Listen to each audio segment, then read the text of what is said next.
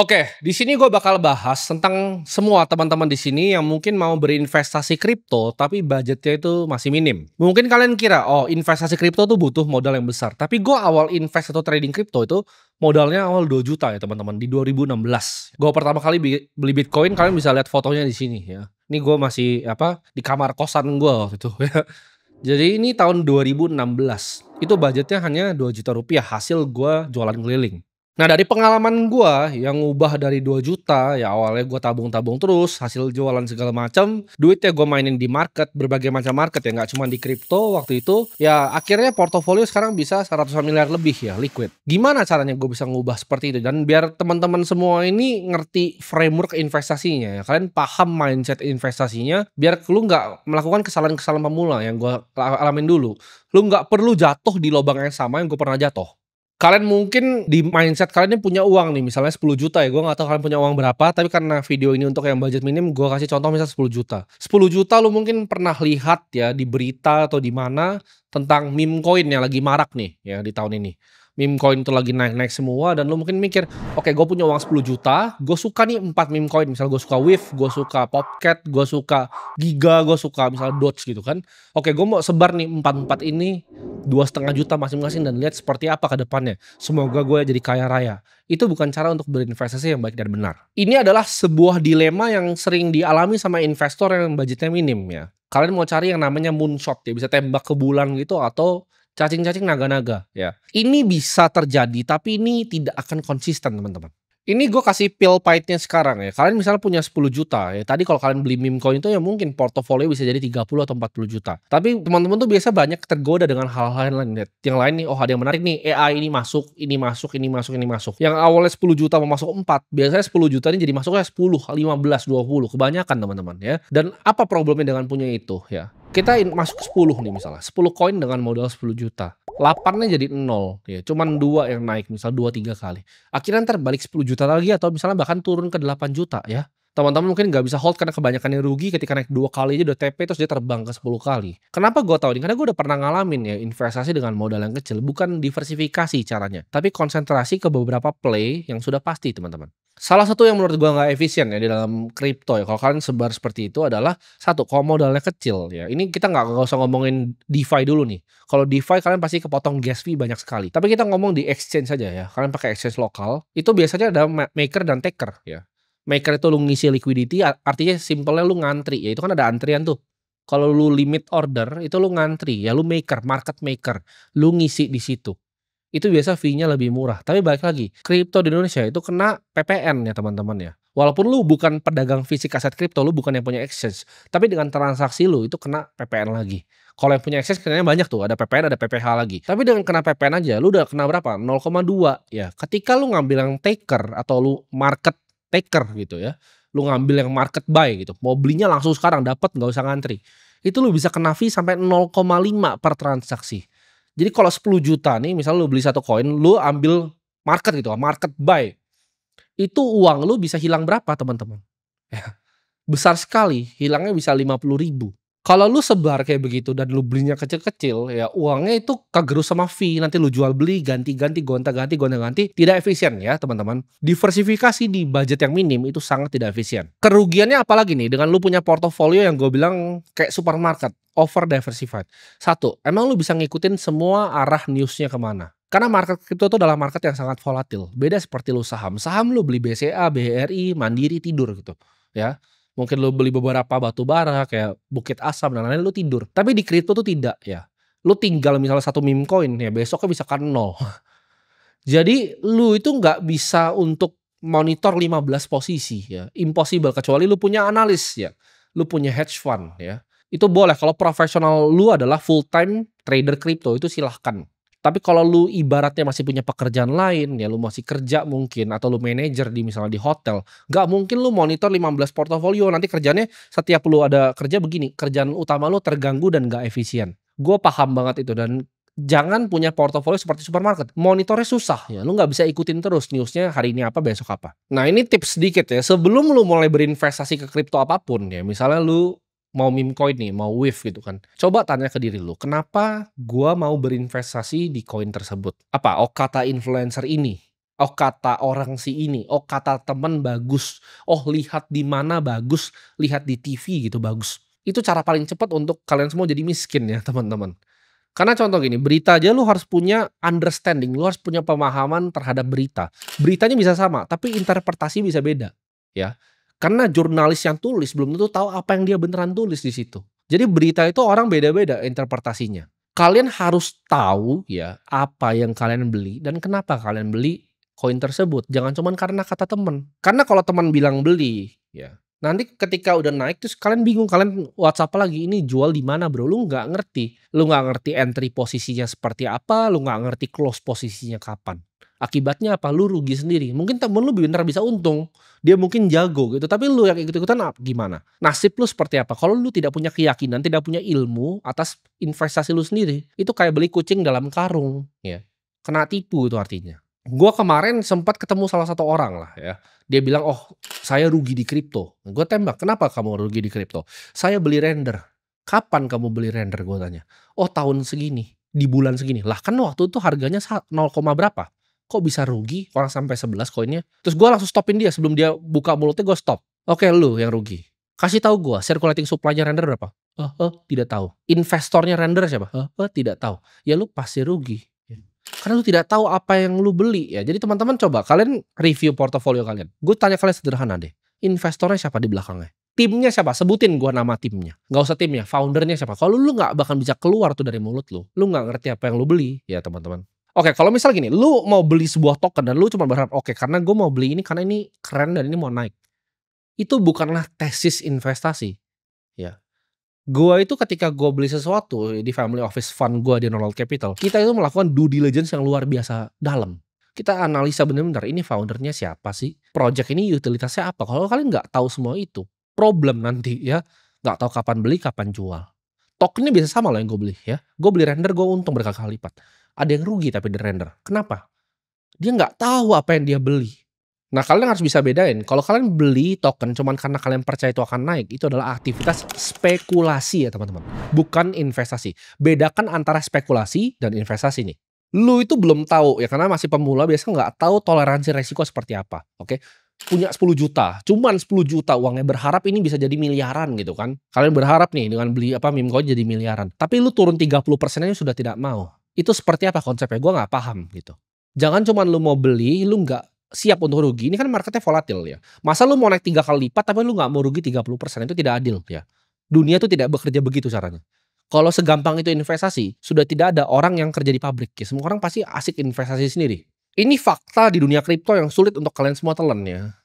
Altcoin itu lawan Bitcoin itu biasanya hampir 99,9% kalah semua. Yang ada di tahun 2016 top 10-nya itu hilang semua ya di tahun 2020. Di 2020 nanti 2025, 2026 top 10-nya akan berganti lagi. Dan di 2030 gua nggak usah ada bola peramal untuk tahu gitu. Karena gua udah 3 cycle, 4 cycle ngalamin ini. Kalau lu belum fasih dalam analisa, ya lu punya pekerjaan lain, simple aja. Kita main indexing ya. Bitcoin 80% ya, mungkin Ethereum 20% cukup gitu. Atau mungkin Bitcoin oke kita turunin deh 70%, Ethereum 20%, 10%-nya oke gue ada conviction nih di Solana yang lebih kecil cap-nya dibandingin 2 tadi, oke gue selipin Solana, oke gue selipin yang lain. Pelajari kecil, 1%, 1%, 1%. Pelajari dulu ya, pahami rasanya kalau turun apa. Kenapa gue ajarin dengan Bitcoin? Karena kalian bisa yakin ini adalah properti digital. Ketika dia turun dalam 50% lu nggak jual. Karena banyak ya altcoin tuh sebelum dia naiknya 100 kali, dia turun dulu 80%. Gitu. Dan lu nggak bisa tahan di sini, ya lu nangis, lu kencing di celana, dan itu nggak akan bawa lu kemana-mana gitu. Sedangkan Bitcoin dia turun 50% ya, lu semua jual kapitulasi kayak di 18.000 ya. Gue udah bilang ya, gue bilang di Instagram story gue akan beli setiap 100 turun ticknya gue akan beli 1 Bitcoin. Gue beli terus, orang nggak percaya gue waktu itu, jualin semua ke gue. Begitu naik ya gue kaya raya gitu. Karena gue punya kemampuan untuk hold gitu investasi gue. Karena gue punya spektrum investasi itu 4 tahun. Investasi itu bukan cuma 1-2 bulan teman-teman ya. Tahunan. 1 cycle at least. 4 tahun lo hold. Nah ini gue kasih beberapa tips ya. Biar lu bisa analisa ya. At least apa yang kita lakukan ya di family office fund gue. Pertama adalah analisa secara fundamental ya. Di luar ada technical dan segala macam. Technical tuh biasa kita untuk entry. Tapi paling core-nya adalah fundamental dari projectnya sendiri ya. Pertama, misalnya mau investasi Bitcoin pun harus tahu kalau ditanya Bitcoin itu apa.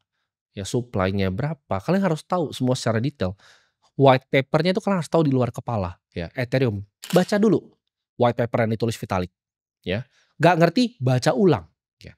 Cari gitu, ini apa sih maksudnya? Teknologinya tuh apa ya? Seperti apa cara kerjanya? Utilitasnya tuh apa? Fungsinya apa? Kegunaannya apa? Project dengan tim yang lebih solid, yang lebih kuat dibanding project yang timnya asal-asalan, yang udah punya track record untuk ngerakpol orang, ini pasti lebih solid ya. Bisa lebih long term project yang memang timnya itu bagus. Jangan timnya itu berubah-berubah strategi ya, di tengah-tengah dia dia misalnya bikin layer 2, dia mau goreng-goreng TVL nih ya. Ketika nanti ke depannya itu dia bilang, "Oh ini strateginya bukan main TVL nih, main yang lain," gini-gini. Itu busuk biasanya ya, berubah-berubah. Owner-nya punya pandangan berubah-berubah.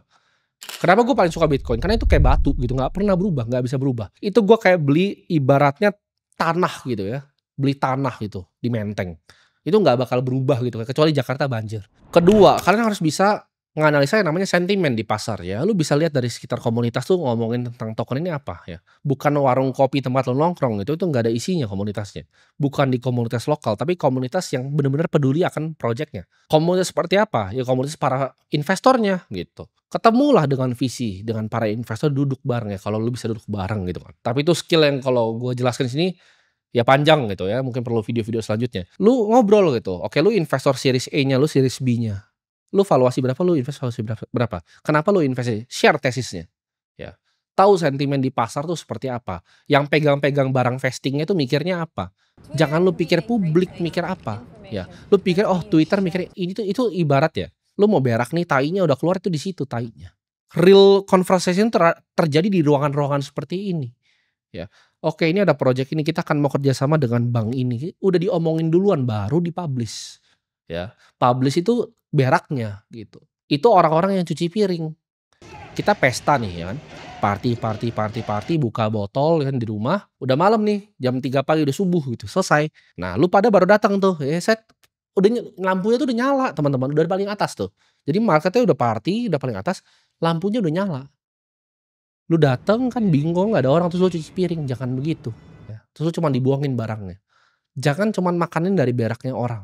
Ini gue ngomong frontal begini karena ini cara market kerja. Market tuh nggak gampang ya. Jadi pikir kalau lu masuk ke market kripto jadi kaya itu goblok ya. Bisa tapi nggak gampang. Ya lu kalau pikir itu gampang, nggak ada orang susah itu teman-teman. Sulit sekali market ini. Gue mungkin ngomong beberapa ini nggak ada yang nggak paham apa itu TVL, apa itu vesting. Ya lu mending gak usah di market gitu teman-teman. Pelajari lagi ulang. Ketiga, kalian coba cek tokenomics-nya. Ini yang banyak keliru nih ya. Ini di banyak ajaran-ajaran sesat tentang ini. Kripto itu mirip sekali seperti saham ya. Makanya orang-orang dari traditional finance ketika main ke kripto itu kayak ngambilin permen dari anak kecil. Karena konsepnya sama ya. Gimana cara saham itu bisa digoreng sama ownernya?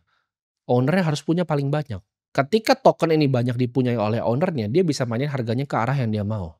Dan free float publiknya kecil. Nah, makanya orang-orang bilang, token dengan the worst tokenomics itu biasa perform paling baik. BNB itu hampir semua dipegang sama CZ. Harganya makanya stabil. Gue beli dari 23 sekarang udah 500. Kenapa? Karena dia dipegang sama CZ. Tapi kan yang keluar udah segini bang. Karena itu yang lo tahu. Ya. Data publik sama. Saham IPO harus 20% kok keluar. Kenapa ada yang barangnya tipis? Free floatnya kecil. Karena dimakanin sama friends and family ownernya. Tapi kan itu kan bukan wallet dia bang, bener. Gue kalau daftar sekuritas pakai KTP supir gimana? Apakah gue nggak bisa begitu di kripto? Lebih bisa lagi teman-teman ya. Jadi 60% keluar, lu harus make sure ini siapa yang pegang barangnya. Lu tracking walletnya. PR-nya banyak teman-teman kalau lu mau invest di kripto. Itu nggak cuma lu kedip terus lihat ada koin gambar kucing lu beli. Keempat, lu harus bisa analisa security dari project ya. Siapa sih yang ngaudit smart contract-nya? Legit nggak nih yang ngaudit? Firm yang ngauditnya legit ya? Kenapa? Karena ntar lu lagi bridging protokol kena hack di bridge-nya, uang lu hilang. Atau nggak usah lu cuma beli tokennya, tapi ada yang di hack di bridge-nya, beritanya keluar, lu hilang uangnya. Kan di hack sama Lazarus Group terus lu hilang gitu uang. Hati-hati, perhatikan security dari tokennya seperti apa. Biasanya nih blockchain-blockchain yang dia pamerin terlalu terdesentralisasi ya. Dia bilang oke ini desentralisasi, oke. Blockchain-nya TPS-nya paling cepat, itu biasa sering kena hack.